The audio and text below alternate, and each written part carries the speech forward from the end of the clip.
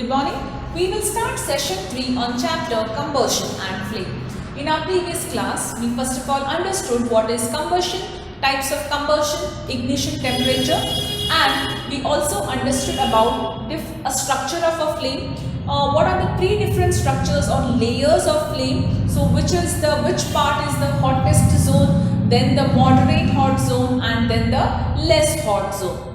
We also understood about how to control fire, how exactly in brief how fire extinguisher works. So that under which condition we are supposed to use water or we are supposed to use carbon dioxide. Today the last session of chapter combustion and fuel, we will be understanding more about what is a fuel, what are the characteristics of an ideal fuel, what is calorific value, uses of fuel, types of fuel, harmful effects and conserve fossil fuel. We have already dealt with this part of the topic fuel in our previous lesson, but still recapitulate that and understand better in this chapter.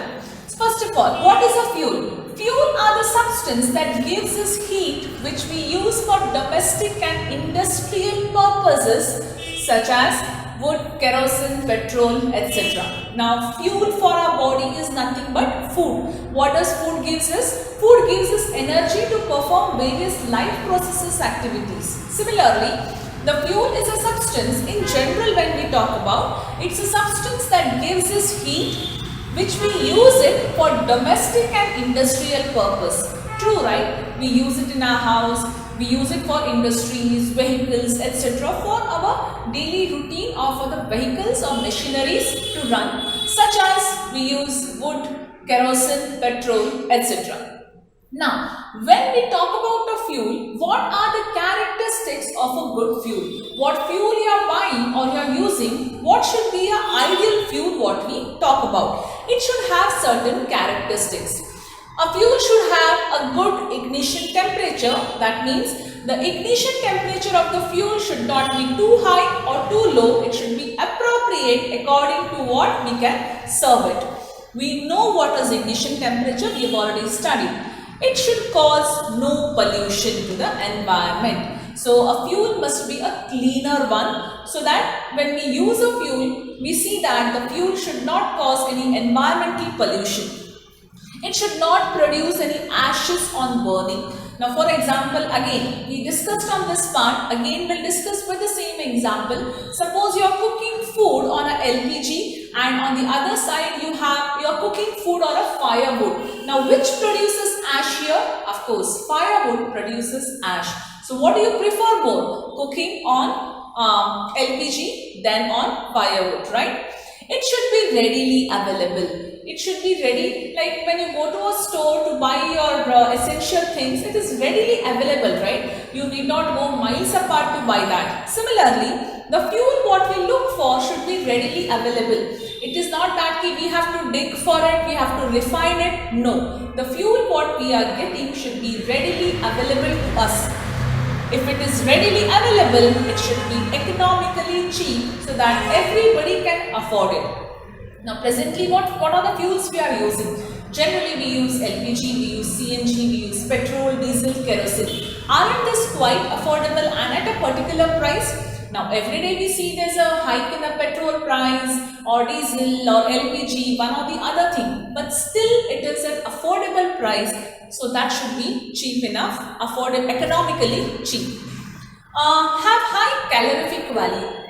Have high calorific value means when we burn that fuel, it should provide us enormous amount of heat and energy wherein the pollution should be less but output should be more. We'll understand the definition of calorific value further. It should have it should have a moderate rate of consumption. True. Now let's take an LPG what we have at home or the petrol what we use for vehicle. Suppose I go to a petrol station, I fill petrol in my vehicle. By the time I reach home, the petrol is over. If that is the case, that means my vehicle is consuming petrol like anything. Then what should I do? I have to again and again spend on that, right? Same as LPG. Suppose you have an LPG at home. I started cooking in the morning for about 4 or 5 people. By day end, my LPG is over. That means my LPG, the consumption is more here. the fuel what we look for should have a moderate rate of consumption. So what is the moderate rate of a LPG what we use at our home? Moderately for about a month or a half, 1.5 months we use it. That's a good consumption, right? So it should have a moderate rate of consumption. The fuel what it consumes to give out output, that should have a moderate consumption. Easy to handle and transport. True, it should be very easy to handle by ourselves and easy to transport it. If we are getting it from one place to another, let that be one or let that be a bulk or a huge thing, whatever we get it. So this is what we look for in an ideal fuel, or these are the characteristics of an ideal fuel. We have already discussed about these points in the previous lesson. We move on to the next one. As we discussed here something about calorific value. What is calorific value? Calorific value is something about fuel efficiency. Now when we talk about efficiency of the fuel, we talk about its calorific value. Fuel efficiency depends upon the calorific value. The calorific value of a fuel depends upon the amount of heat produced by complete combustion of 1 kg of fuel. That means, for an example, if I take 1 kg of fuel, that fuel should give me enough amount of heat should be produced for what I am using it, and it has to go a complete combustion. Now we know what is complete combustion. Now the candle flame, when we spoke about, the outer layer was the hottest zone and that undergoes complete combustion, right? That means if it is going incomplete combustion, it is not burning properly. It is not giving us enormous amount of heat to cook. Now we cannot use a candle flame for cooking food because only the outer part will give us the complete one, wherein the inner layer does not. Wherein we can cook food on LPG, it cooks very fast. You might end up cooking using a candle, but it will not cook the food very fast because it undergoes somewhere incomplete combustion. Wherever there is a complete combustion, remember one thing, there is no pollution or there are no poisonous gases which are let out. Wherever there is an incomplete combustion, there is a poisonous gas let out. So, definition of a calorific value. Calorific value of a fuel depends upon the amount of heat produced by complete combustion of 1 kg of fuel. So what is the unit of calorific value? It is kilojoules per kg. J stands for joules here. That is the unit for energy or work sometimes. So kilojoules per kg, which you have to remember. So it's about the calorific value. We'll move on to the next one. Where all we use fuels? Now it's a very common thing. Where do we use? We use fuels in our home. We use fuels in vehicles. We use fuels in industries. We use fuels in thermal power plants, right? For producing electricity. Gasoline is used in car and other vehicles. Natural gas is used in heating systems, water heaters, dryers, etc. Oil and natural gas is used in making several things like plastics, pharmaceuticals, etc. Petrochemicals when we talk about. Coal is a primary fossil fuel used in thermal power plant for producing electricity. So these are the basically different uses of fuels. What are the types of fuels? We have also studied about types of fuels in our previous lesson, coal and petroleum. So 3 types: liquid fuel, solid fuel and gaseous fuel. Liquid fuel we talk about is crude oil, which is nothing but a petroleum what we get, petroleum products what we get there. Through that crude oil or petroleum products, we again undergo refining process where we get different petroleum products. Solid fuel such as coal, firewood, etc. Gaseous fuel such as LPG and CNG. Now we all know that LPG is the cleanest fuel what we use at home. If you are using LPG and firewood, we go with LPG because LPG is the cleanest fuel and it stands all these given conditions than the firewood.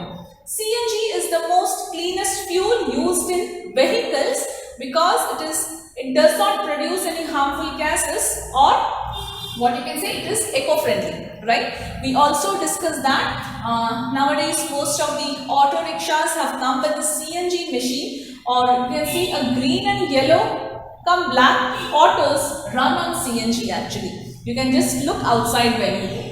So gaseous fuel, LPG, CNG and biogas.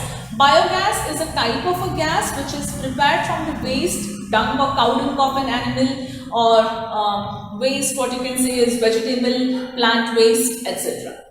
Harmful effects of burning fossil fuel. Now what can happen if you go on burning fossil fuels? First of all, one foremost thing is we have limited amount of fossil fuel with us, right? So if you go on using and utilizing them, the fossil fuels thing will get depleted, and for a further generation there won't remain anything. That is one effect only what you can see.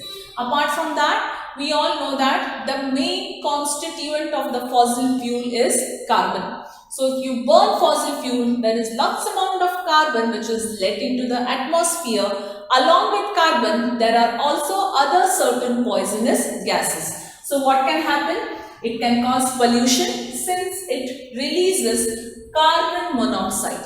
Carbon monoxide being very poisonous, what happens actually is, now our blood which contains hemoglobin, or what you can say is the oxygen content in the blood has an affinity towards hemoglobin, or what happens, instead of oxygen it is filled with carbon monoxide. So in the hemoglobin it has more affinity towards oxygen, so it gives out, we take in oxygen, we give out carbon dioxide. That's a healthy process. Now what happens if this hemoglobin has more content of carbon monoxide into it? So there is a less amount of oxygen and more amount of carbon monoxide, which causes suffocation and sometimes also leads to death. So it causes more amount of pollution since it releases carbon monoxide gas, which is quite poisonous. It also causes global warming. Now what happens if there is lot of carbon dioxide released in the atmosphere? It cannot go out as it traps within the Earth's atmosphere. That creates a global warming, and it results in the melting of the glaciers and other things. It also causes acid rain. Now as we know that when we burn fossil fuels, lot amount of poisonous gases like carbon monoxide, sulfur dioxide, nitric oxide, etc. are released in the atmosphere. So these gases combined with the atmosphere, they condense, fall down in the form of a rain. With this rain, it comes down as an acid rain, because these all poisonous gases which are mixed in atmosphere condense and come down as a rain, as a mixture of these gases. What acid rain does? Acid rain actually spoils the monuments. It causes it harms the fertility of the soil, wherein we can say it makes the soil more alkaline, unfit for further growing of any vegetation. So these are some harmful effects of burning fossil fuels. So if they are harmful, what we have to do to conserve the fossil fuels? That means use fossil fuels judiciously. Now how do we use the fossil fuels judiciously? We can again bring back our 5R what we had discussed. Apart from that, switch off simple things. Now switch off electricity wherever it is not used. Switch off your engine where you are standing in a traffic signal, or unnecessarily you are talking to somebody, put your engine off. Check your tire pressure regularly for a good maintenance of the vehicle. Otherwise, what happens? Service your vehicle regularly. Otherwise, it releases poisonous gases, which is nothing but carbon monoxide, because it is run on the one of the fuel itself. So these are the ways we can conserve our fossil fuel, right? So we understood about here in this chapter as well as a previous chapter how fossil fuel plays a very important and a major role, so that we can conserve the fossil fuel for our further generations, since it takes millions and millions of years to form. So let us all put together our hands and make sure that we conserve our nature and fossil fuels judiciously. So there we come to an end of a chapter, combustion and flame. So in today's class, whatever we have discussed or on the whole chapter, if you have any doubt, you can call once the video is sent. Thank you.